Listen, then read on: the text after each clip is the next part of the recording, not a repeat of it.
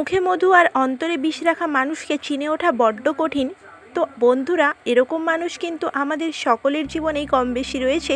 নমস্কার বন্ধুরা, আমি তোমাদের সকলের প্রিয় শ্রুতি, আর আজকে তোমাদেরকে নিয়ে তো এই কথাটা তোমাদেরকে কেন বললাম তার ব্যাখ্যাটা আমি এখন করি। সকাল সকাল উঠে দেখি জেঠুদের নাকি মৌমাছির চাক ভাঙা হয়েছে, সেখান থেকে বেরিয়েছে এত এত মধু। আমি তো দেখে প্রথমে অবাক হয়ে গেছি। সকালবেলায় এত মধু দেখে কার না মন খুশি হয়ে যায়, তাও আবার একদম অরিজিনাল মধু, যেটা কিনা 1200 টাকা কেজি। দাম শুনে তো আমার হার্ট অ্যাটাক করার মতো অবস্থা। তারপর মা জিজ্ঞাসা করলো, তুই মধু নিবি নাকি? মাকে বললাম, না মা, তুমি আমার জন্মের সময় অনেক মধু খাইয়েছো, তাই এখন আমার আর মধু খাওয়ার একটু ইচ্ছে নেই। আর আর কি করলাম, আর কিচ্ছু না। তো আমার মুখটা এমনিতেও তেতো কি মধু, তো সেটা তোমরাই বলো, আর যারা আমার সাথে মেশে তারাই একমাত্র জানবে।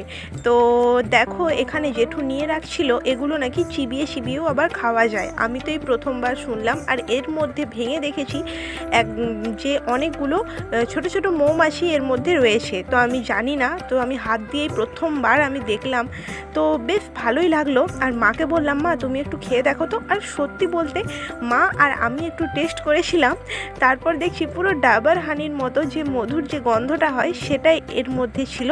তো অপূর্ব লাগছিল। সত্যিকারের অরিজিনাল মধু যে এতটা সুন্দর হতে পারে। মধু খাওয়ার নেশা কাটিয়ে না উঠতেই চলে এসেছে এখানে আমাদের মাছের মাসি। তো এই মাসি মাঝে মধ্যে আসে আর আমাদেরকে অনেক টাটকা টাটকা মাছ দিয়ে যায়। আর এমন এমন দিনে মাসি আসে যেই দিনগুলোতে হয় আমাদের মাছ চলে আসে, আর নয় বা মাছ আমরা সেই দিনগুলোতে খাই না। যেমন আজকে ছিল বৃহস্পতিবার, তাও মাসি জোর করে বলল মাছগুলো টাটকা রয়েছে, তোমরা নিয়ে নাও, দেখো ভালো লাগবে। আর সত্যিই দেখলাম মাছগুলো বেশ ফ্রেশ ছিল। তারপর বাবা বলল, নিয়েই রাখি, কালকে খাওয়া যাবে, আজকে না খেলেও। তারপর সবাইকে বাই বাই টাটা করে দিয়ে আমি বেরিয়ে পড়লাম আমার গন্তব্যস্থলের দিকে। রওনা দিয়ে দিলাম সেই দিকে যেইখানে আমি পাই এক মুঠো প্রশান্তি, যেখানে পাই শান্তির বিশ্বাস, আশ্বাস, ভরসা আর ভালোবাসা। আজ যেহেতু বৃহস্পতিবার, তাই কোনো দিকে আর না তাকিয়ে চলে এসেছি বাড়িতে। এসে দেখছি বাড়ির অবস্থা এক হয়ে আছে। এই কদিন আসিনি, আমার তো পুরো মাথায় ঘুরে গিয়েছে। আমি ভাবছি এরকম কি করে হলো, ঘর বন্ধ থাকা সত্ত্বেও এত ধুলো। তারপর এগুলোকে ঠিক করতে করতে আমার হয়ে গেল দম শেষ। তারপর আমি ভাবলাম যে না, এইভাবে তো করলে কাজ হবে না, আমাকে একটু কাজগুলো স্পিডে করতে হবে। তো চলো কাজগুলো খুব তাড়াতাড়ি সেরে নিই। আজকে বুঝলাম কোনো একটা ঘর যখন দীর্ঘদিন বন্ধ হয়ে পড়ে থাকে, তখন সেই ঘরের অবস্থাটা কি হতে পারে সেটা নিশ্চয়ই তোমরা আমার মুখ দেখেই বুঝতে পেরে গেছো। আজকে আমি ভীষণই ক্লান্ত হয়ে যাব যখন আমি বাড়ি ফিরবো। যখনই এই লক্ষ্মীবারটা আসে তখনই মনে একটা আলাদাই প্রশান্তি কাজ করে। তখনই মনে হয় যে কখন আমি বাড়িতে যাব, গিয়ে আমি ঠাকুরগুলোকে পুজো করব, আলতা পরা পায়ে আমি আলতো হাতে মা লক্ষ্মীর সেবা করব।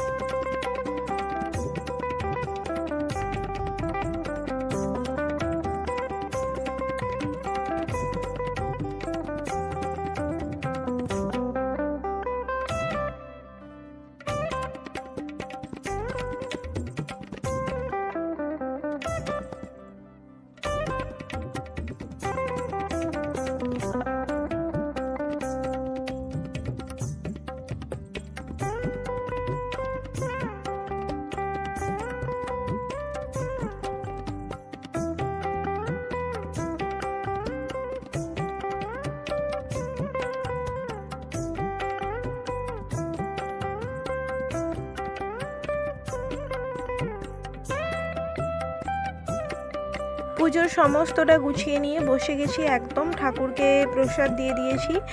আর এই ঘরে এসে আমি যে ঠাকুরের সেবা করছি, এটা আমার পরম সৌভাগ্য। কারণ ঠাকুরের সেবা ভালো মতো করে সব জায়গায় সত্যিকারের হয়ে ওঠে না, আর সব জায়গাটাও সেইভাবে আমাদের হাতের মধ্যে থাকে না। যখন যেভাবে খুশি আমরা ঠাকুরের সেবা করতে পারবো, বা ভগবান আমাকে এত সুন্দর একটা জায়গা করে দিয়েছে তার সেবা করার জন্য, এটার জন্য আমি নিজেকে ধন্য মনে করি। আর সত্যি কথা বলতে বৃহস্পতিবারের পুজোটা একটা অন্যরকমই পুজো আমাদের বাঙালি মেয়েদের কাছে, তা আমরা প্রত্যেকেই জানবো।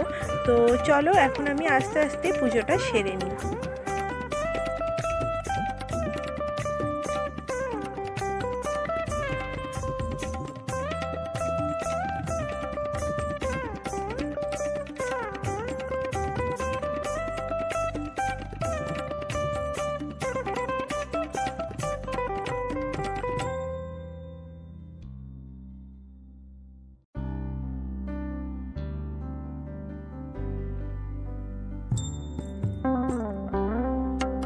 এরপর আবার কবে আমি এই বাড়িতে আসতে পারবো সেটাও আমি এখন থেকে আর বলতে পারবো না, কারণ এরপর হবে মায়ের চোখের অপারেশান।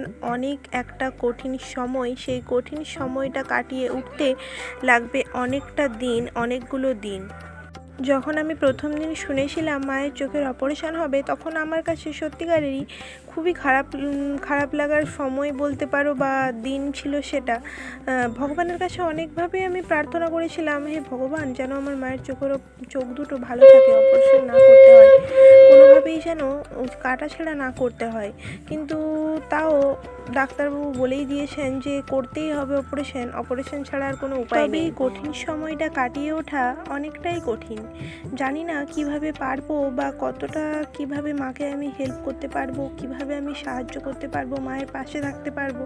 তবে প্রতিটা মুহূর্তে একটাই প্রার্থনা করবো, হে ভগবান তুমি আমার মায়ের চোখ দুটো খুব তাড়াতাড়ি সুস্থ করে দিও।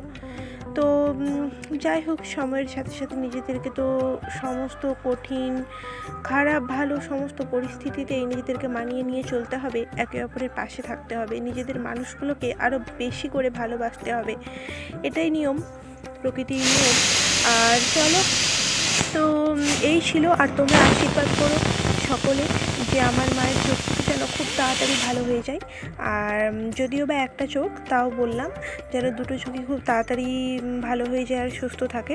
আর তারপর আমি আমার দুপুরবেলায় খাবার বানিয়ে নিয়েছিলাম নিজের জন্য। আর আজকে যখন আমি একবার সুযোগ পেয়েছি এইভাবে খাবার খাওয়ার, এই সুযোগ তো আমি আর কিছুতেই ছাড়বো না।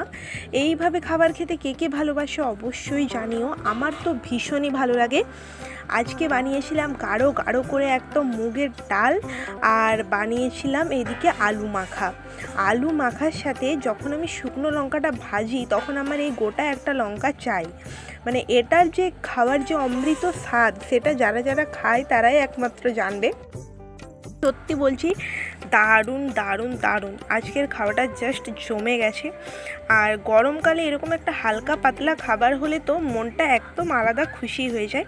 আর রাত্রেবেলায় একদম আমি সমস্তটা গুছিয়ে তারপর আমি চাঁদ মামাকে টাটা বাই বাই করে দিয়ে বেরিয়ে পড়েছিলাম নিজের ঘরের উদ্দেশ্যে। আর জানলা থেকে যখন চাঁদ মামা উকি দেয় মনটা তো এমনিতেই ভালো হয়ে যায়। যেহেতু মায়ের অপারেশনের ডেট একদমই কাছে, তাই মা বলল চল আজকে ভালো মন্দ কিছু একটা বানিয়ে খাওয়া যাক সবাই মিলে আনন্দ করে। তাই মা আজকে রাত্রে বানিয়েছিল তরকারি আর গরম গরম পরোটার, বাবা নিয়ে এসেছিল দোকান থেকে বোঁদে। তো এই দিয়ে রাত্রের খাবারটা শেষ করলাম। বন্ধুরা আবার দেখা হবে পরের একটি ভিডিওতে, তখন সকলে ভালো থেকো, সুস্থ থেকো আর সকলকে ভালো রেখো।